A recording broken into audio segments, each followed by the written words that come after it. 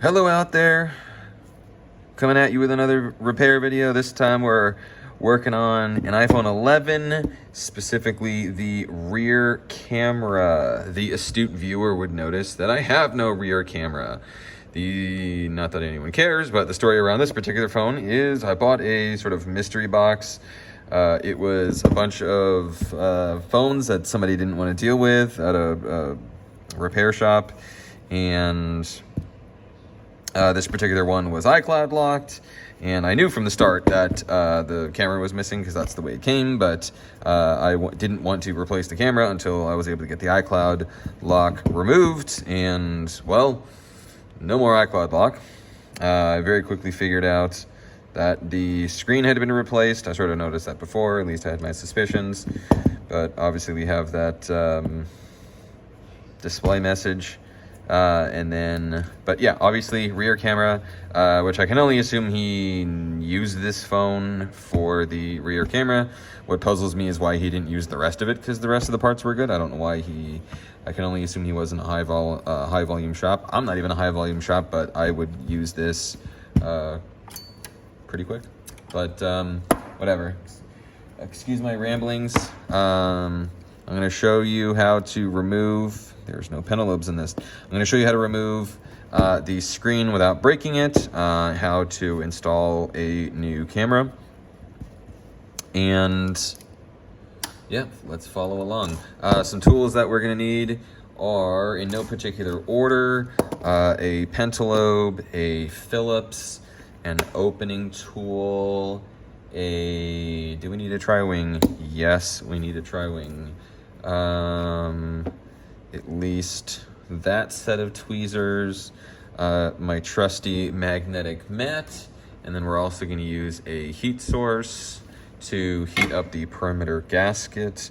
Now, my general rule when it comes to the perimeter gasket is if the majority of it is there, especially around the top, then I will not reinstall one.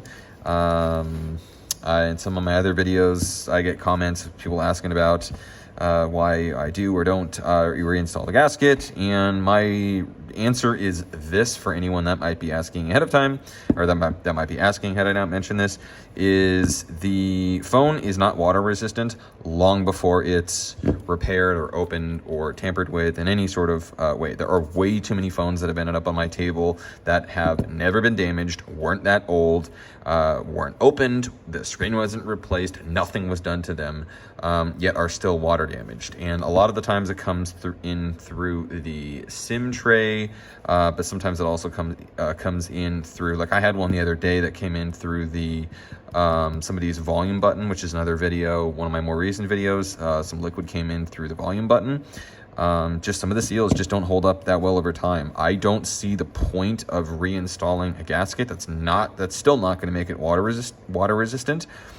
At best, it's going to keep out some dust, and as long as there is adhesive up top to keep dust out of the Face ID assembly, then that's good enough for me. And sort of my other is, as long as there is a decent amount from about here to here, it'll keep the screen from tapping together.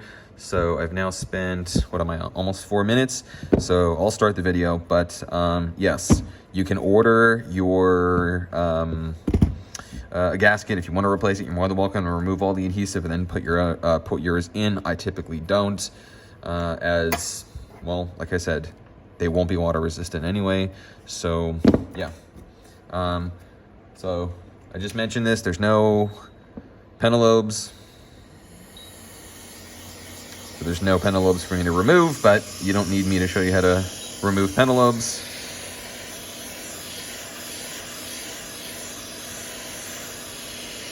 Now, I will heat up the bottom half, emphasis on the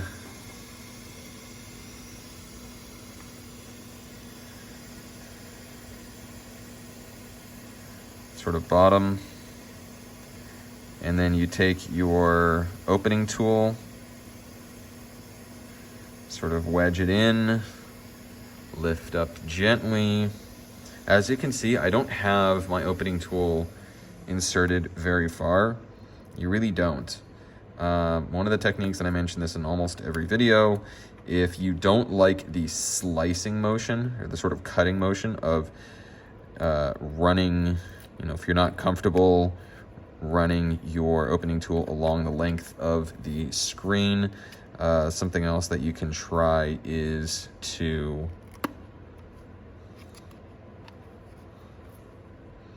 sort of a twisting, and I'm not doing it right because it keeps slipping. Try this again. Find the spot. There we go. One of the things that really holds it's not the adhesive, it's not the Pentalobes, it's these clips right here, hook into the housing. So it's just a matter of getting those out. Now, my screen has been replaced, so the adhesive isn't nearly as strong. Usually you sort of have to mess around with it a little up top. Sometimes you can heat it up. In this case, this is a little bit easier. You have a couple of clips to get past, 1, 2, and 3. Now I can tell just by looking at it, but my Face ID, you want to make sure, I'll mention that ahead of time, or at the end of the video as well, but yeah, make sure that it's seated properly. I have damaged a couple of screens accidentally because the Face ID, specifically on the XR and the 11s, have a tendency to pop out, and then they'll rest just above this screw right here, and they look like they're correctly in place, but they're really not. And then you go to reseat your screen, the top left sits up, and then you push down and you damage the display. So don't do that. In this case, pretty much all of my brackets have been removed, but there are 1, 2, 3, 4, 5, 6, 7, 8 tri-wings, and their plates, as well as obviously my camera. So we're gonna pretend that some of this stuff is there. And it's gone. Always, always, always disconnect your battery.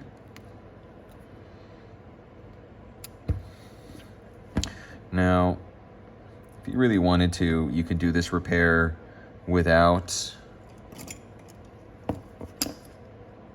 disconnecting your, could you?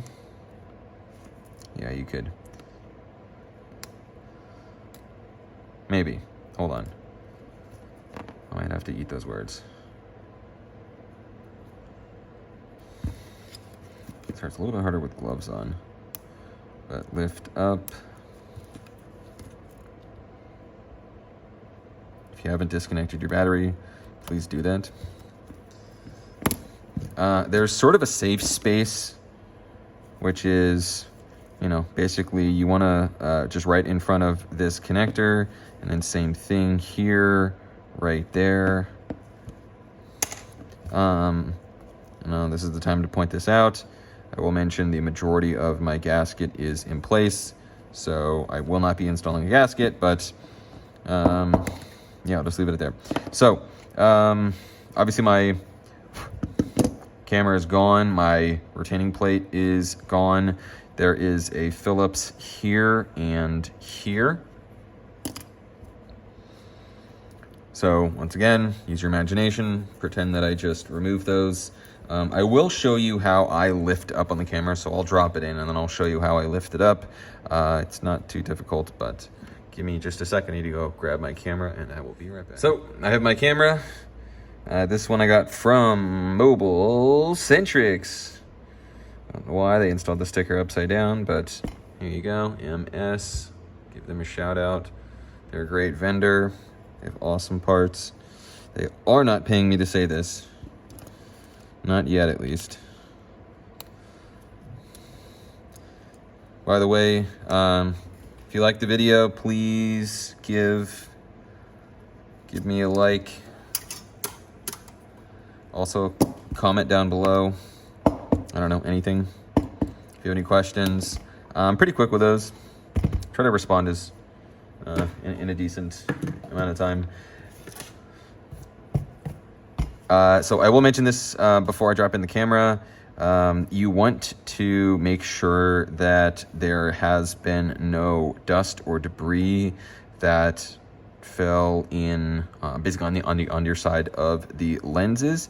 So in this case, I actually can see there's a couple of hairs. I doubt we can get that. Actually, I think I can see that on camera. I'm not sure if this will come through on your end.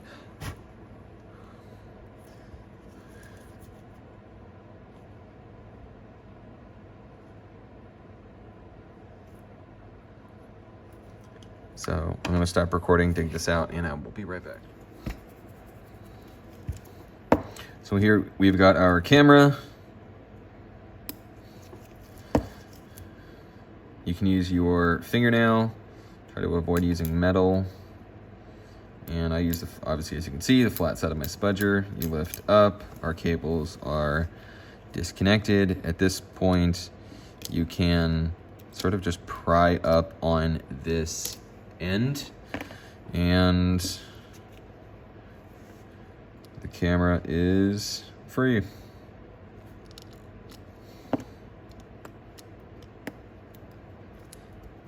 Now, on some of the wider flexes, like the charging port or this ear speaker flex, usually I'll push down from one side to another, just because you don't want the cable to bow in the middle. These ones are a little bit on the short side. You can literally just press down pretty much anywhere.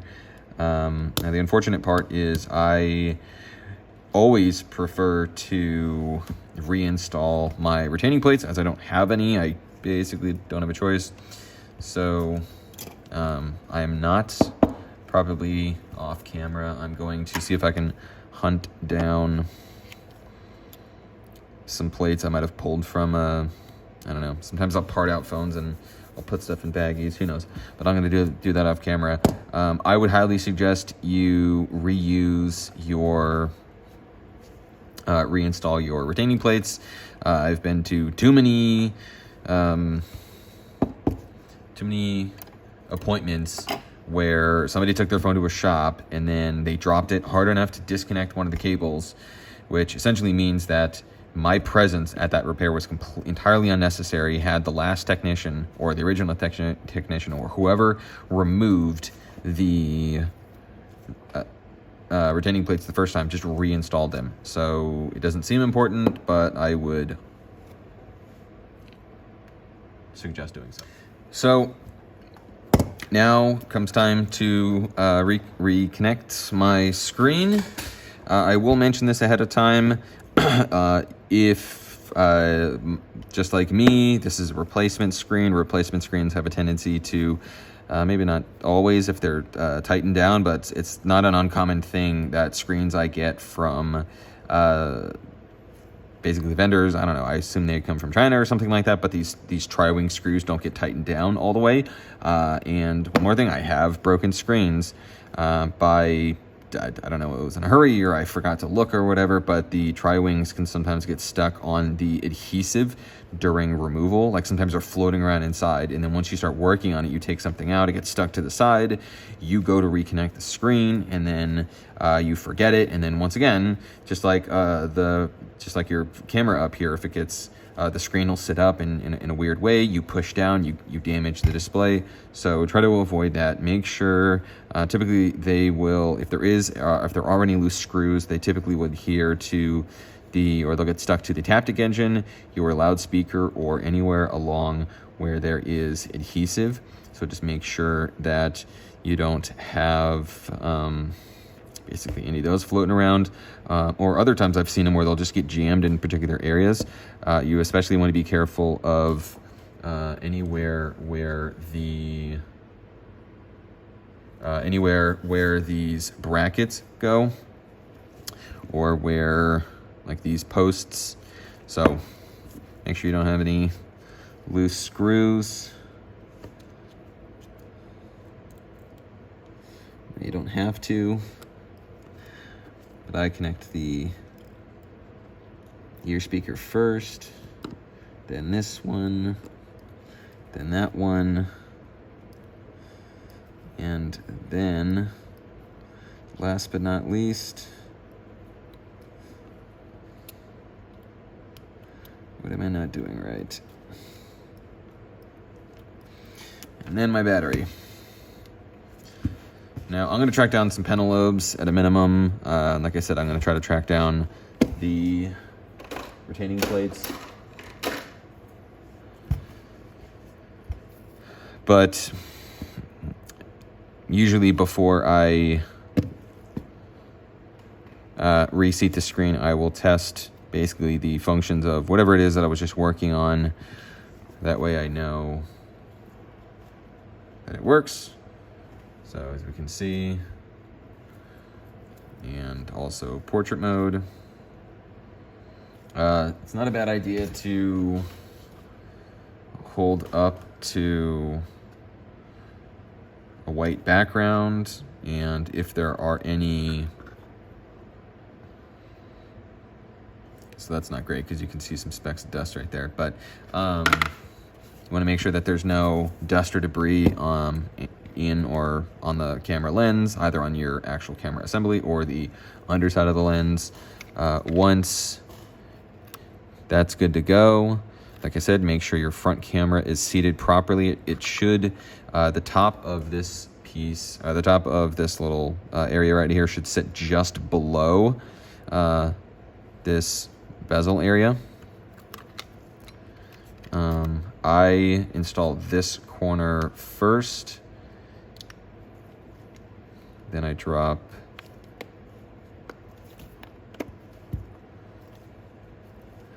and just like that. I'm gonna go get some Pentalobes and I will be right back. Okay, so I didn't think I had these, or else I would have done this at the beginning of the video, but whatever. So I looked even harder and I found some. So same thing with Pentalobes, because I have tons of those. Buy them in 100 packs.